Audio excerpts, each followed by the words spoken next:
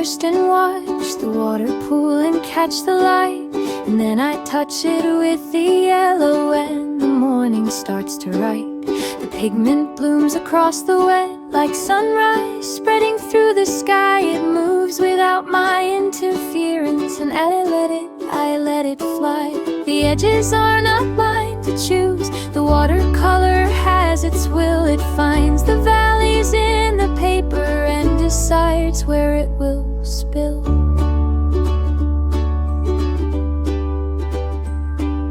I add a little red and wait the two begin their gentle dance. The orange that they make together is the color of a second chance. The blue comes next, and where it meets the yellow there is green so bright it looks like spring has found a way onto my paper overnight. I love the accidents the most, the places where I lose control, the drips that run in unexpected lines and fill an unexpected role.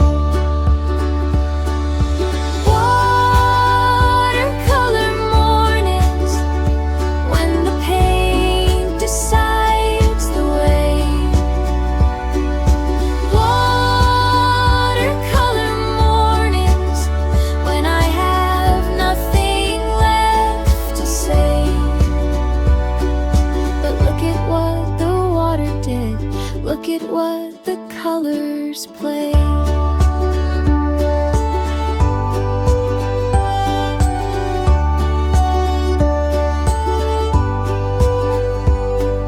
The paper buckles as it dries, creating tiny hills and seas, a landscape made from liquid color and a soft, uncertain breeze. I tilt the board and watch it run. The purple gathers at the base, a mountain range appears from nowhere in this small and sacred space. The brush is soft, the water warm. I dip and mix and dip again, each stroke a conversation with the paper and the morning rain. They say watercolor is the hardest because you cannot take it back. Each stroke is permanent and honest. Each mistake stays in the track. But I have learned to love the honesty, the way it shows me who I am, not who I plan to be, but who I actually was when brush met hand.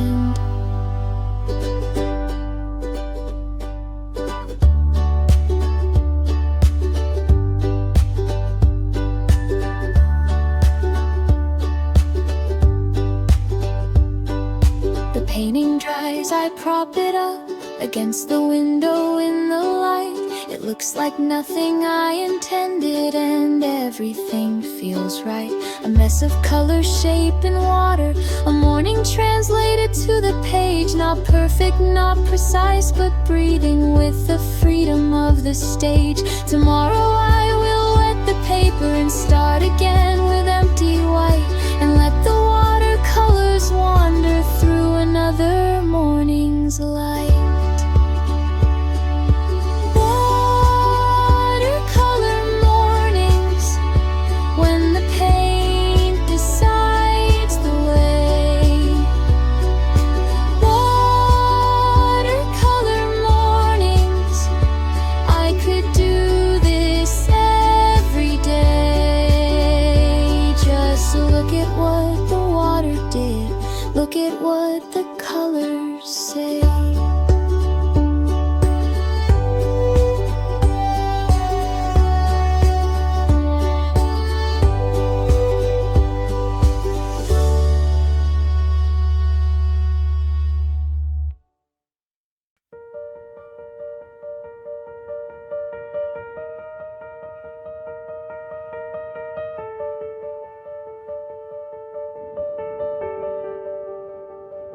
The sketchbook is almost full now. Only one white page remains. I hold it like a final letter written before the autumn rains. Every page before this one holds a moment moment I decided was worth stopping for, worth drawing, worth the hours that I provided. The first page was a clumsy flower drawn in January snow. I did not know then what I know now about how slowly good things grow. Page 12 was the view from the train. The hills were moving, but I tried to catch them anyway in pencil, and the drawing blurred and sighed. Page 27 was your hands folded on the table there. I drew them while you were not looking. The light was tangled in your hair. Page 40 was the empty room after we packed the boxes up. Just the marks on the wall where pictures hung, and a single coffee cup. This is the last page. What should I draw? Something beautiful or something true, something I never saw. This is the last page, and I want it to hold everything the other pages whispered, everything they told.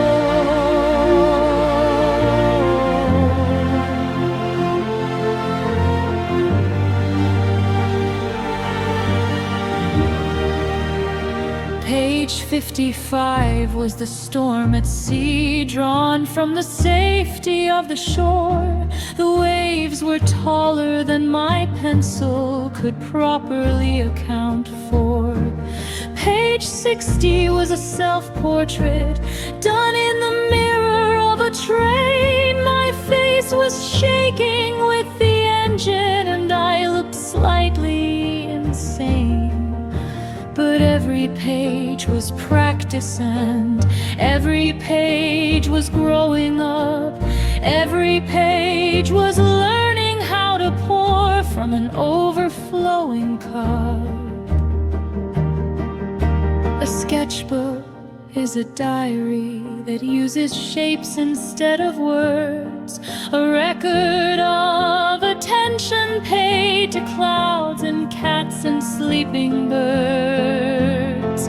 And now I am here at the ending, with one blank space left to fill, one more chance to pay attention, one more moment to be still. What deserves this final page? What is worthy of the last? Should I draw the future opening or the beauty of the past? I think I will draw this moment, the pen, the desk, the fading day, the window, and the golden light, the quiet before I walk away. I will draw my own two hands, holding the pencil, holding the book. I will draw the act of drawing. I will draw one final look at everything I love about this practice of the seeing eye, the patience and the imperfection, the willingness to try. This is the last page, and I chose to draw this moment right here, this pencil, this song.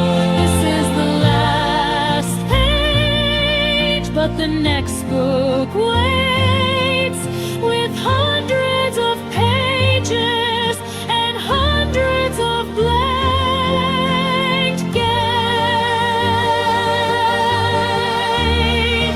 This is the last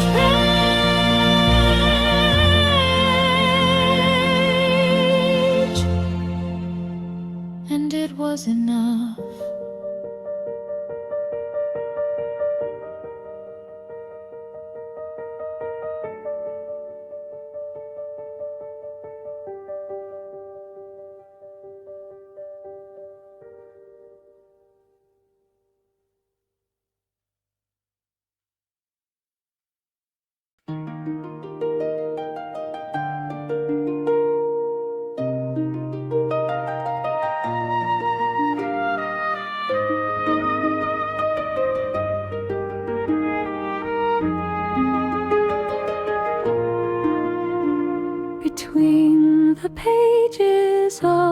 the book, I found a flower pressed and thin, its petals flat as tissue paper, holding all the light within. The color faded long ago, from violet to a dusty gray, but still the shape remains intact, a ghost of some forgotten May. I cannot remember placing it between these lines of borrowed prose, but someone's hand once held this bloom and chose this page and let it close. The stem is like a strand of hair, so fragile that a breath could break. The leaves are curled like tiny fists, still holding on for holding's sake. What garden did you come from, flower? What window box? What muddy bed? What pair of hands reached down to pick you? What quiet thought was in their head? Were you a gift or were you stolen from a hedge along the lane? Were you the last one of the season, growing sideways in the rain? Pressed between the pages, flattened by the years, pressed between the pages, somewhere between laughter and tears. You are still beautiful, you are still here.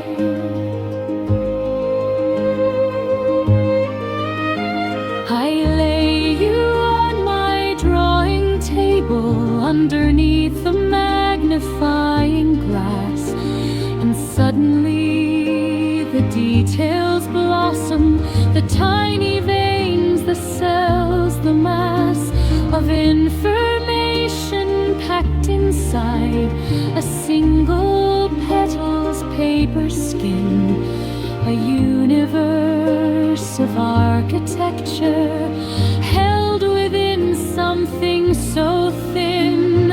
I draw you larger than you are, I give you back the room to breathe, I shade the edges o'er the color, still remembers how to grieve.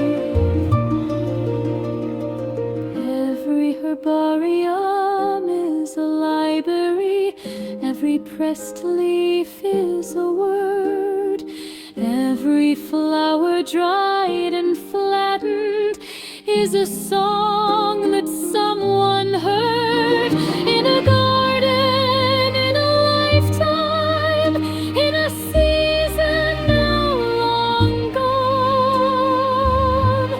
The pressing is the keeping is the song. I close the book and put you back between the same two pages there, page 86 and 87, where the story holds a prayer for things that do not last forever, but leave their outline where they lay, a faint impression on the paper, the shadow of a brighter day. Sleep well, small flower, in your book, your work of being beautiful is done. You taught me something about staying long after the staying should have gone. Pressed between the pages, flattened by the years, pressed between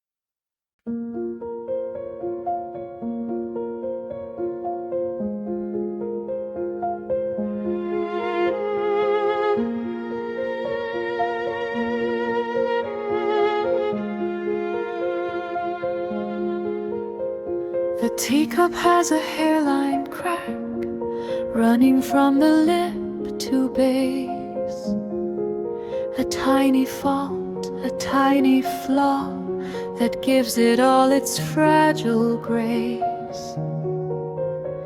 I pour the tea and watch it steam.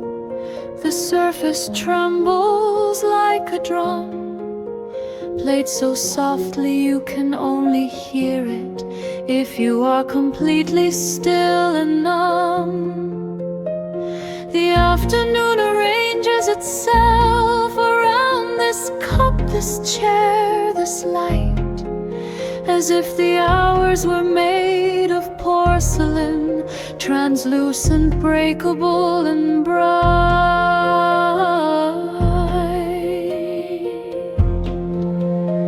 The saucer has a ring of gold, worn thin by decades of devotion. Each cup of tea a tiny tide, each sip a microscopic ocean.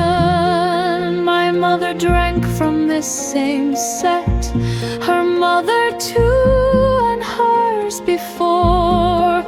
The tea has changed, the hands have changed, but the ritual remains the core.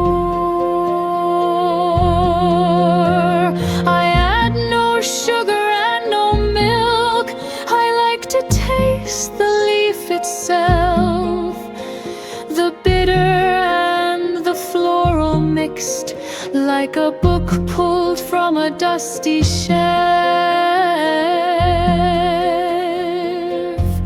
These porcelain hours, so easy to break, handle with patience, handle with care. These porcelain hours are all we can take before the evening comes and finds us there. The light is moving through the room, it touches everything it can. The teapot and the folded napkin, the open book, the resting hand. I think of all the afternoons that looked exactly like this one. The sameness is not boring, it is a kind of gently setting sun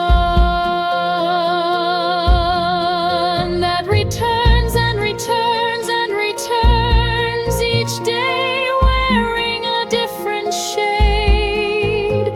The ritual is the anchor, the tease, the promise that was made. In Japan they have a word for the beauty of imperfection.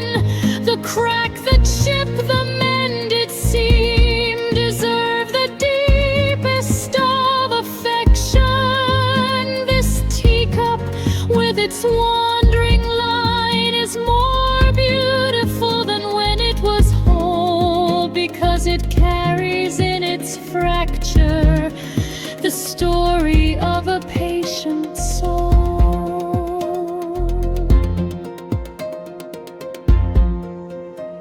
The tea is finished and the cup sits empty with the ring of brown, a small circular watermark like a portrait of the afternoon's crown. I wash it gently under water and place it back upon the shelf beside the others in a row, each one a version of myself.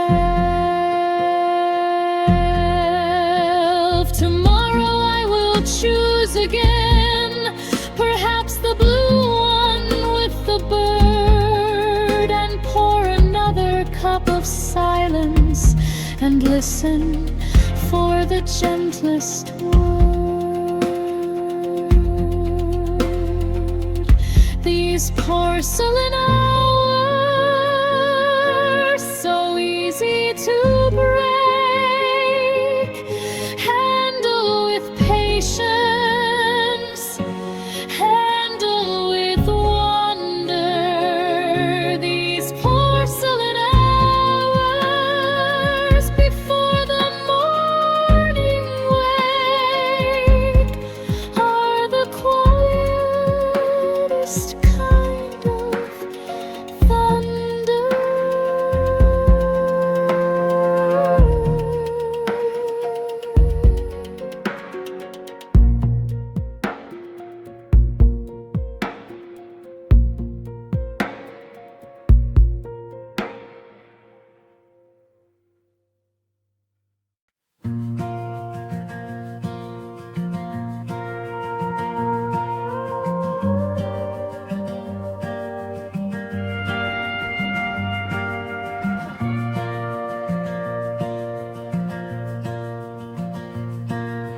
I draw maps of places that do not exist, islands shaped like sleeping birds, coastlines made of cursive script, harbors full of borrowed words. The compass rose blooms in the corner, pointing north to a sky of ink. The legend reads in a language that I invented on the brink of sleep one night when the wind was loud and the real world felt too mad to know. I wanted terror incognita, I wanted somewhere of my own. The mountains here are named for feelings, Mount Patience and the Ridge of Doubt. The river called Forgetting runs from east to west without a drought. There is a forest called the Listening, where every tree repeats your name, and a desert called the Understanding, where nothing looks or feels the same. I draw the roads between these places, dotted lines for paths unclear, solid lines for things I'm sure of, which means the map is mostly few. Maps of nowhere going somewhere, lines on paper, dreams on shelves. Maps of nowhere going somewhere, helping us to find ourselves. The ocean on my map is vast, I colored it with 7 blues, from midnight at the deepest trench to turquoise where the shallows cruise. There are sea monsters in the margins, the way the ancient mappers drew, serpents wrapped around the edges, because beyond the known they knew that wonder lives where knowledge ends, and beauty lives where maps go blank. places are the ones for which no one to thank. Every real map was once imagined. Someone dreamed the route before they walked it. Someone drew the coastline before a ship arrived on shore. So my map is just as valid as any atlas on the wall, because the places that we need the most are the ones we have to draw from nothing at all. I hang the map above my desk, beside the window facing west. It shows me all the trips I have not taken, and all the ones I love the best. The town of starting over sits between the lake of letting go and the valley of tomorrow morning, where the quiet rivers flow. I will keep adding to this map new countries made of hope and thread, new continents of what might happen, new oceans of what lies ahead. Maps of nowhere going somewhere, lines on paper, dreams unfurled.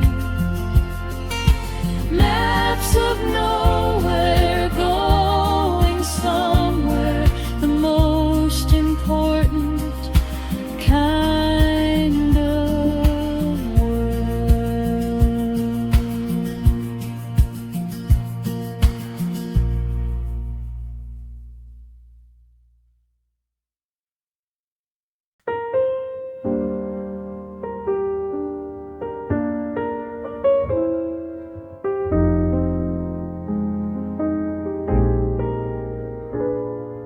The bell above the door still rings, a tiny copper sound so thin, like a memory of a memory, inviting the afternoon in. The shelves are leaning into each other,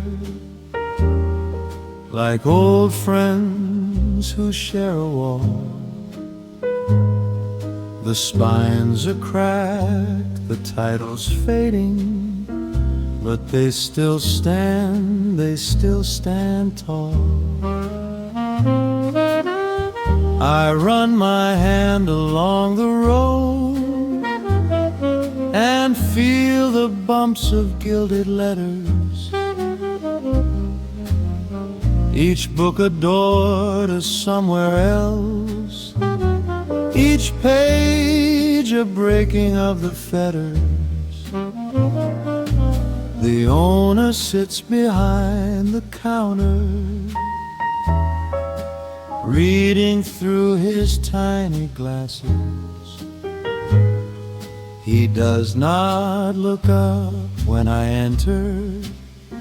He is used to people passing. The air smells like vanilla paper and the dust of patient years, a scent you cannot buy in bottles, a perfume made of persevered tears. I find a corner by the window where a reading chair waits, upholstered in a faded velvet, the color of forgotten days. In the old bookshop, time is different. The clock runs slow, the pages turn, and every story on the shelf has something left for me to learn. In the old bookshop, I remember what it feels like not to burn. I open a collection of poems by someone I have never read. The words are simple and unhurried, like bread broken and butter spread. A pencil note in someone's hand is written in the margin there. It says, I felt this too one night in the autumn of a love affair. I close the book and hold it close, the stranger's note against my chest. Two readers separated by decades, connected by the very best.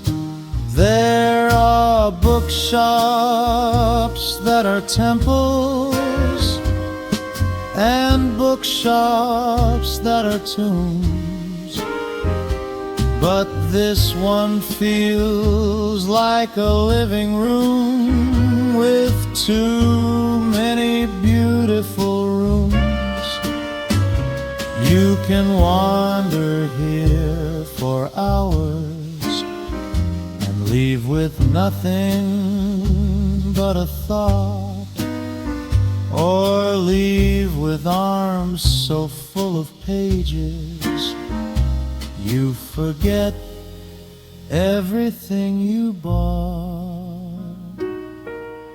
I take 3 books up to the counter. The owner peers above his frames. He tells me one is a first edition, and says the author's many names.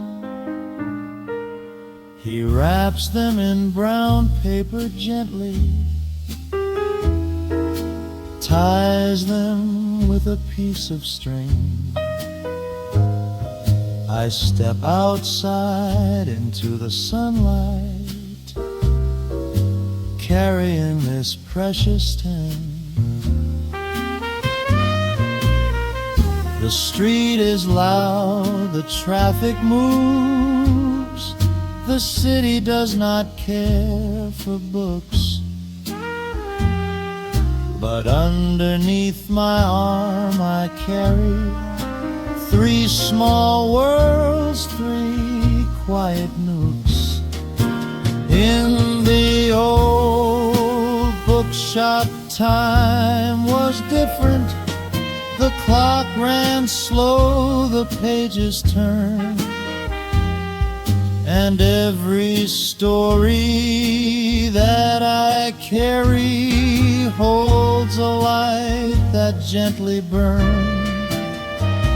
In the old bookshop I remember what it is I always yearn.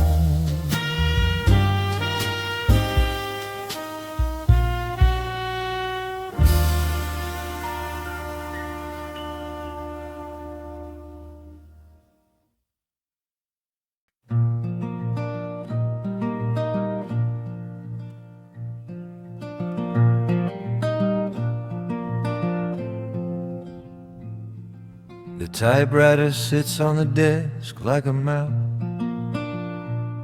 full of metal teeth and a ribbon tongue.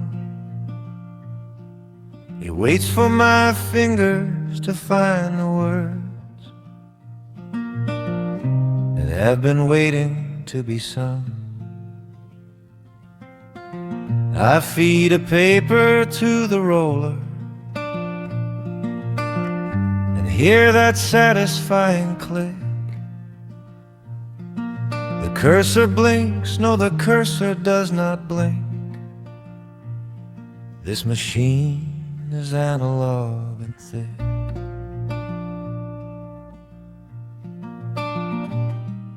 The first key falls and makes its mark, a small black letter on the white, an A or maybe an E I cannot see. The ribbon's running out of life, but still I type because the sound is half the reason that I write. The clatter and the ding, the carriage return,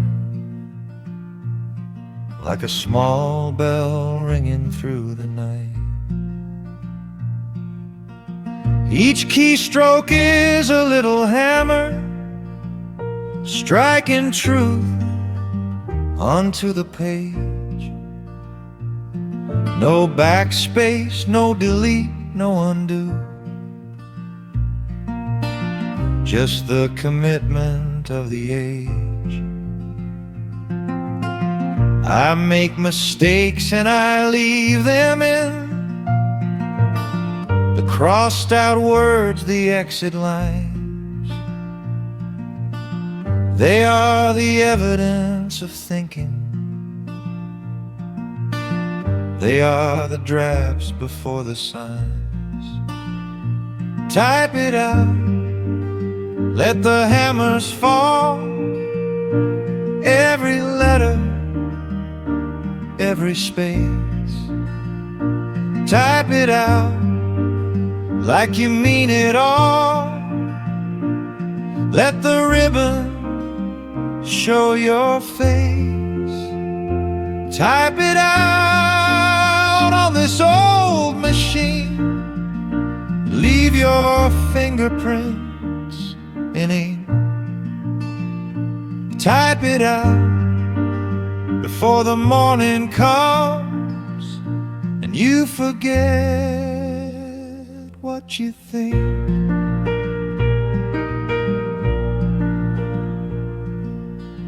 The desk is crowded with companions, a coffee cup, a dictionary, a photograph of someone smiling, and a small imaginary world I built from paragraphs and sentences and punctuation. This typewriter is my instrument, my medium of transportation.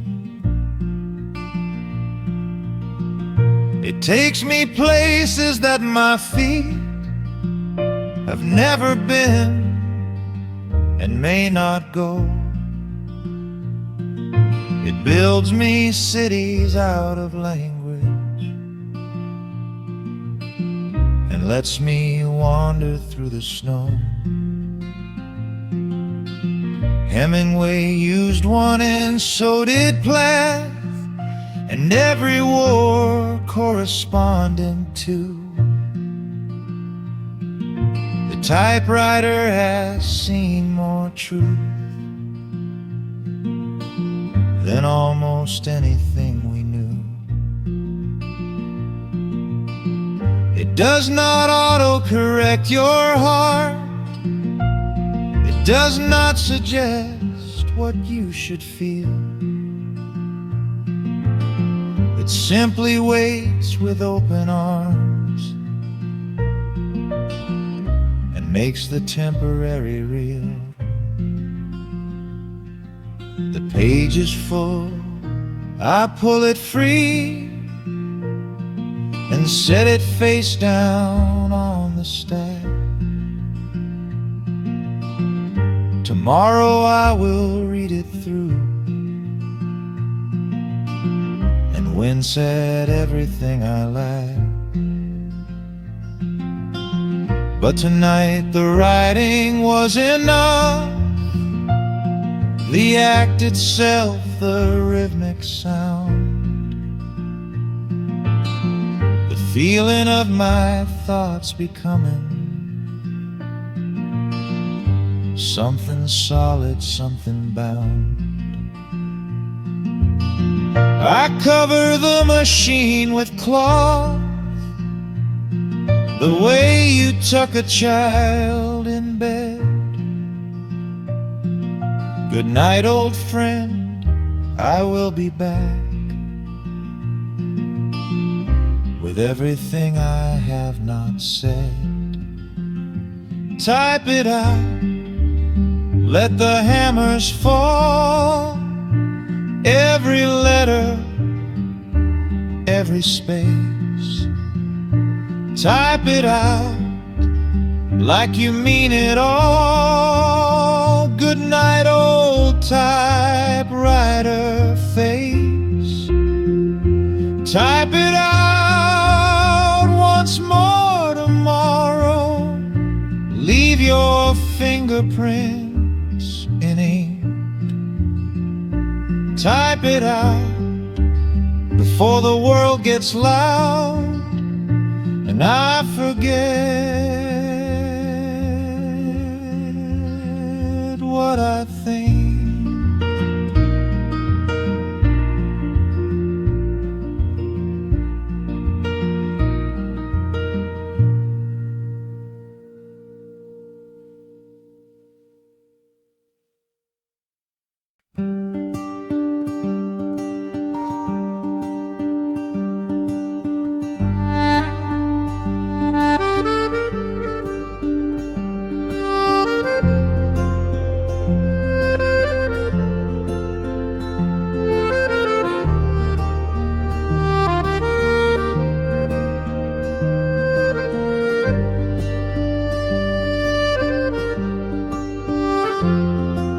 Driftwood came from somewhere else,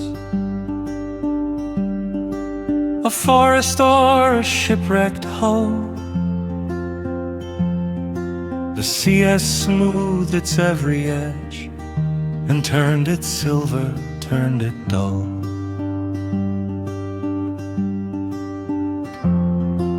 I pick it up and feel the weight of all the water it has known. The salt has settled in its grain and made it something of its own.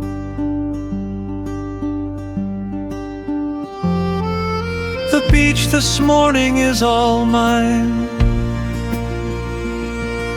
The gulls are busy with the tide. I set the driftwood on my blanket and sit down close beside.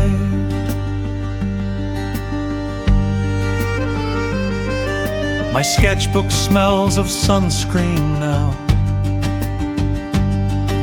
The page is slightly stiff with salt. I draw the driftwood as it lies, with every crack and every fault.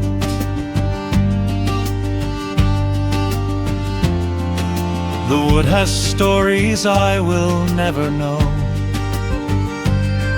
What kind of tree, what kind of shore? What hands once touched it? What birds once sat upon its branches years before?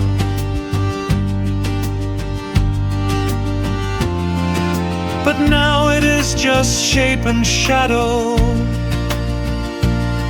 a sculpture made by wave and time. And I am trying to translate it from nature's language into mine. Driftwood and salt, the ocean's quiet art, carried by the current, delivered to the heart. Driftwood and salt, the end that is a start.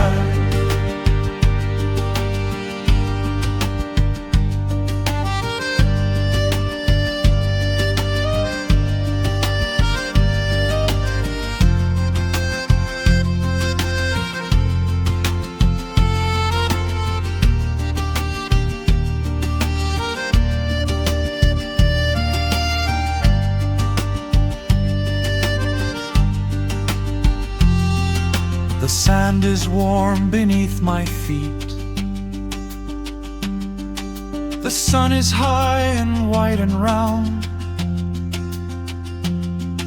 I shade my eyes and look out where the sky and water share a bound.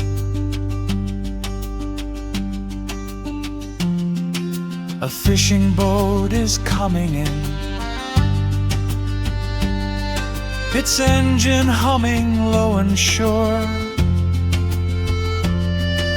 The nets are full, the morning's catch, a living silver overture.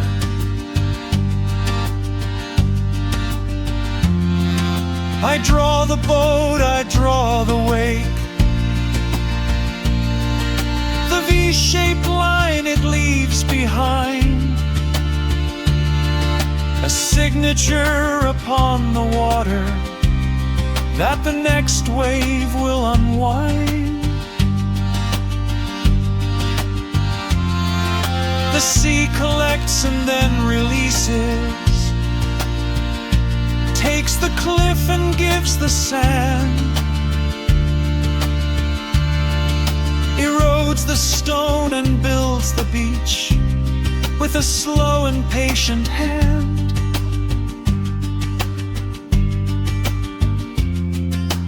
Everything that washes up was something else before it came. The sea does not destroy, it only gives the broken thing a different name.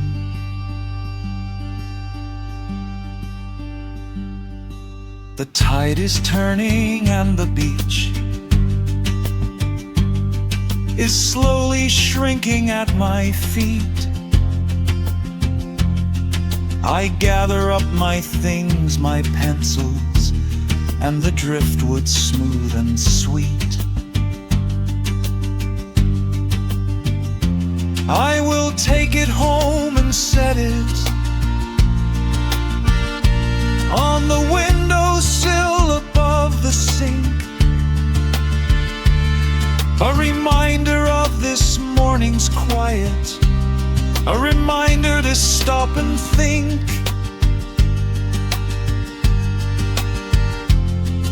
About the journey things have taken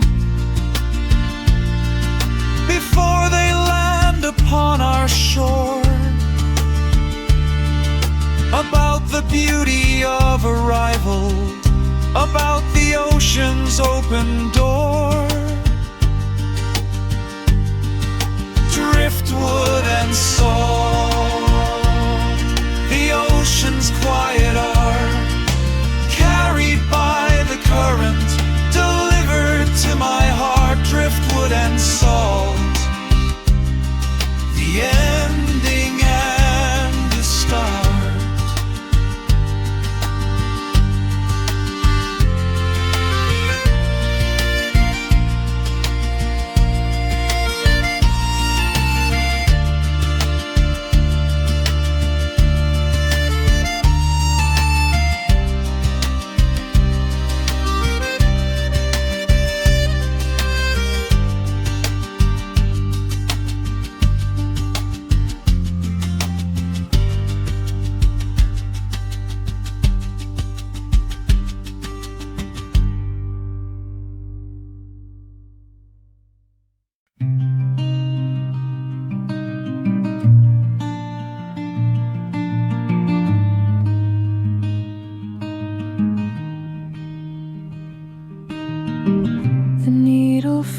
turns the fabric's edge and dives beneath like a tiny fish. Its surface is a stitch away, granting the thread its simple wish. I hold the hoop between my hands, the linen stretched and taut and clean. A small white canvas waiting there for the picture I have seen. The pattern calls for French knots here and satin stitch along the vine. My fingers know the way by now. They follow an invisible line.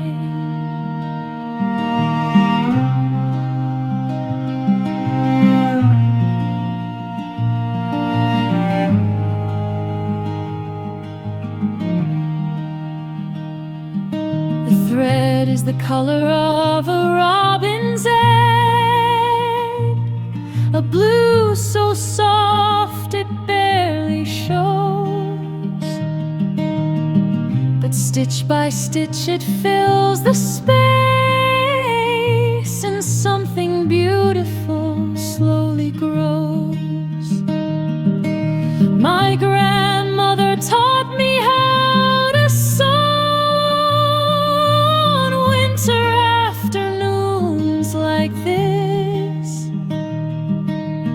She said the thread connects the maker to everything they'd rather not miss. Her stitches were so small and even, and mine are clumsy, wide and loose. But she would say the love is equal, the love does not reduce. Thread and needle, pulling beauty through the cloth. Thread and needle, nothing lost and nothing wroth, just the patient, gentle motion of creation moving forth.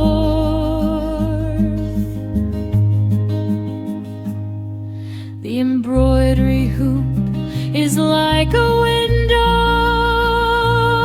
a porthole to a tiny world, where flowers bloom in cotton petals and leaves in silk are softly curled.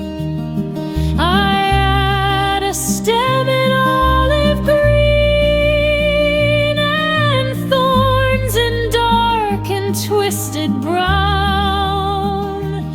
The rose I am building stitch by stitch is putting its careful roots down. Outside the rain is tapping gently, a rhythm I do not need to keep. My needle has its own tempo, somewhere between wake and sleep. There is meditation in the making, in the repetition of the hand. The mind goes quiet and the breathing slows to meet the thread's demand. Stitch and breathe and stitch and breathe, the mantra of the craft, healing in the smallest motions, healing fore and aft.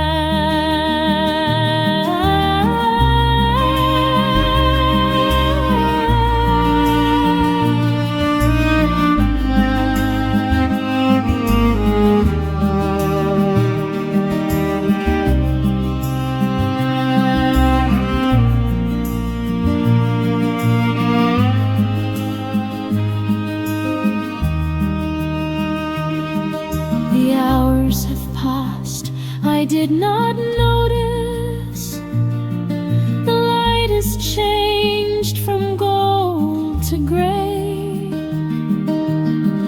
The rose is almost finished now. A few more stitches and I will say that this small thing I made today, from thread and patience and a frame, is worth as much as any painting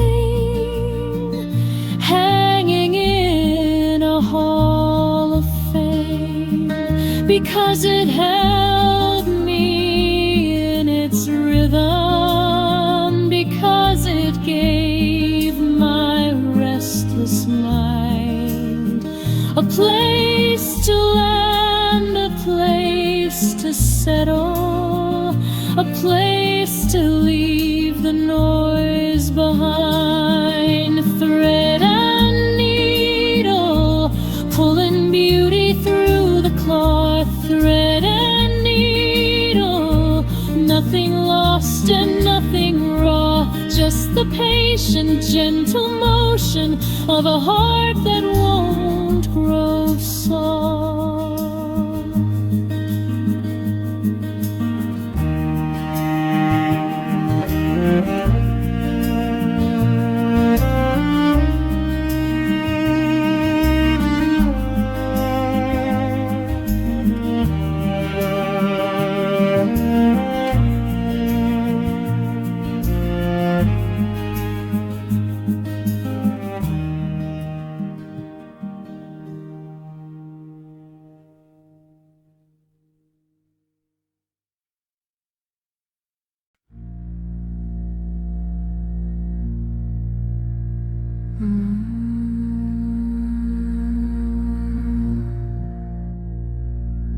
A moth is circling the lamp.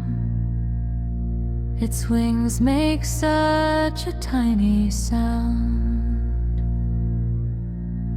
like paper folding in the dark, like footsteps barely touching ground.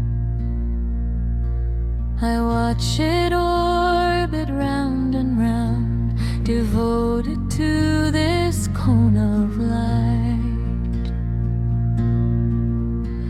and wonder what it sees in there that makes the burning worth the flight. The room is dim except for this, a single bulb above the desk. My drawing paper holds the shadow of my hand in silhouette.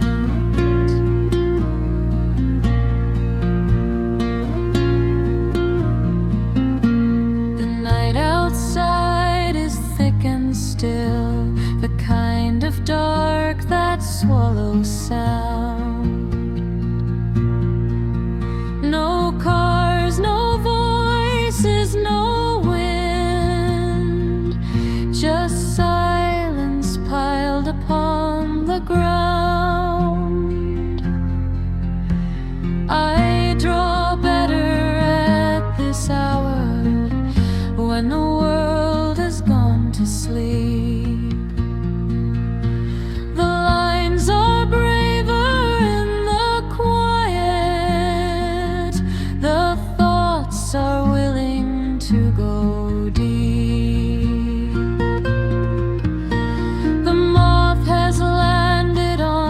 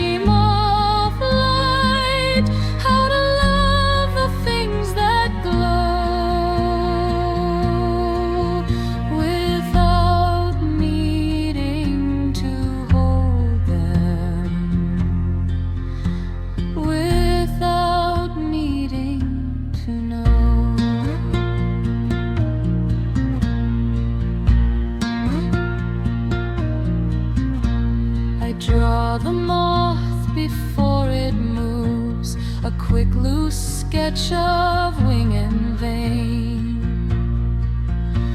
The detail is impossible to catch, but the feeling is enough to gain.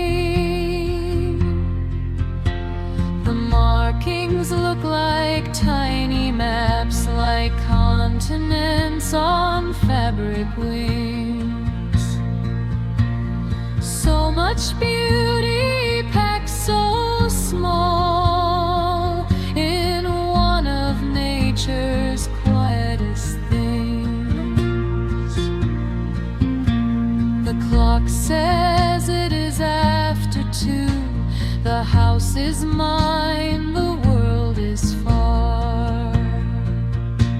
I am the only one awake beneath this moth-orbited star. There is a loneliness in late nights, but it is not the painful kind. It is the loneliness of choosing to stay behind, to sit with silence